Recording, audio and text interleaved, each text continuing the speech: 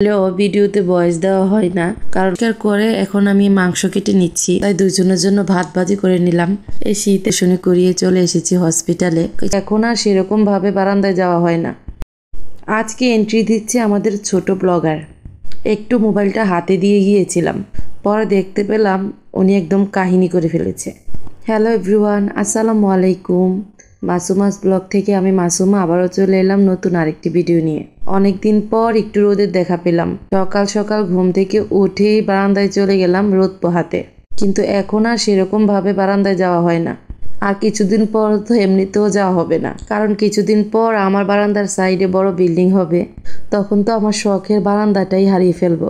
যাই হোক, ছুটির দিনের ব্যস্তময় ব্লগটা আপনার সাথে শেয়ার করছি। এই তো সকাল সকাল ঘুম থেকে উঠে ঘরের কাজকর্মগুলো সেরে কিচেনে চলে এসেছি। আর আজকের সকালের নাস্তায় দুজনের জন্য ভাত ভাজি করে নিলাম। এই শীতের সিজনটায় বেশিরভাগ সময় আমাদের ভাত ভাজি দিয়ে নাস্তা করা হয়। জানি না সবাই এটা খায় কি না, কিন্তু আমাদের ঘরে এটা ফেমাস।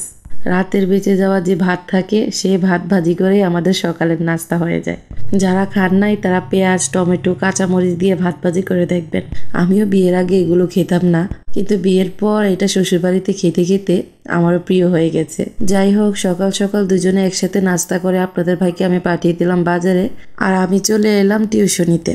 আসলে সকাল সকাল যত নাস্তাই করি না কেন, আমার এক কাপ চা খেতে হয়। চা না খেলে আমার দিনটা অসম্পূর্ণ থাকে। আমি অবশ্যই আজকে কোনো ভাত ভাজিও খাইনি, আমি এক কাপ চাই খেয়েছি।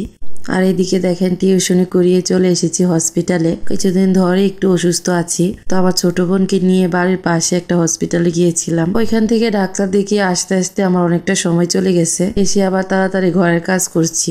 এই যে সকালে যত থালা বাসন ছিল সবগুলো ধুয়ে নিচ্ছি। এখন আসলে শীতের জন্য বেশি জমে যায়, রাতে তেমন একটা ঠান্ডা পানিতে হাত দেই না, কারণ আমার আবার ঠান্ডাতে মির্কি ব্যারাম আছে। যাই হোক, এটা আমার মার বাক্য।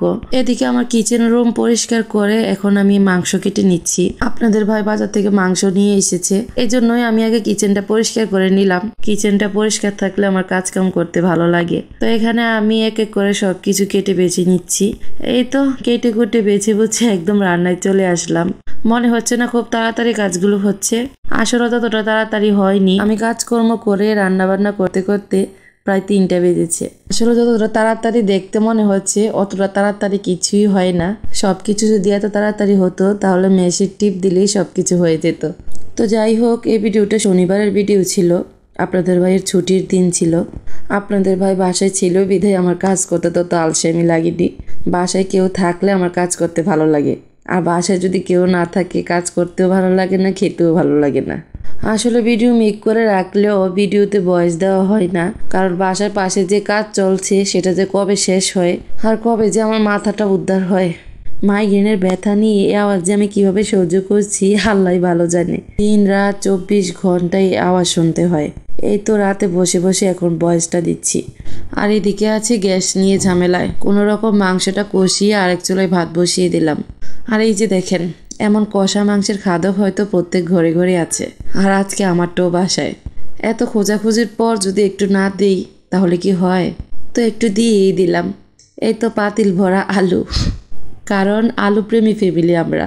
বাসায় থাকি টুনাটুনি 2জন, আর ওই 2জনই যদি থাকি আলু প্রেমী, তাহলে পাতিলের যা অবস্থা হয়। এই তো আলহামদুলিল্লাহ আমাদের দুপুরের খাবার খাচ্ছি। তো আজকের এই ব্যস্তময় ব্লগটা আপনাদের কাছে কেমন লেগেছে অবশ্যই কমেন্ট করে জানাবেন, আর ভালো লাগলে অবশ্যই লাইক, ফলো, শেয়ার দিয়ে আমাদের পাশে থাকবেন। অনেকদিন পর লম্বা একটা ব্লগ দিলাম, তাও আবার অনেক কষ্ট করে ভয়েস দিয়ে, কারণ শরীরটা তেমন ভালো না। যাই হোক, বিকেলের দিকে আপনাদের ভাই ঘুমাচ্ছিল, আর আমার তো পিঁপড়ে হাঁটার আওয়াজেও ঘুম ভেঙে যায়। আর এদিকে দেখেন, একদিকে তো আছে বিল্ডিং নির্মাণের কাজের আওয়াজ, আরেকদিকে বাচ্চারা হই হুল্লোড় করছে। বিকেল টাইম খেলাধুলা করবে, এটাই স্বাভাবিক। পরিশেষে আমি আর কি করব, মাথায় তেল দিয়ে মাথা ঠান্ডা করলাম।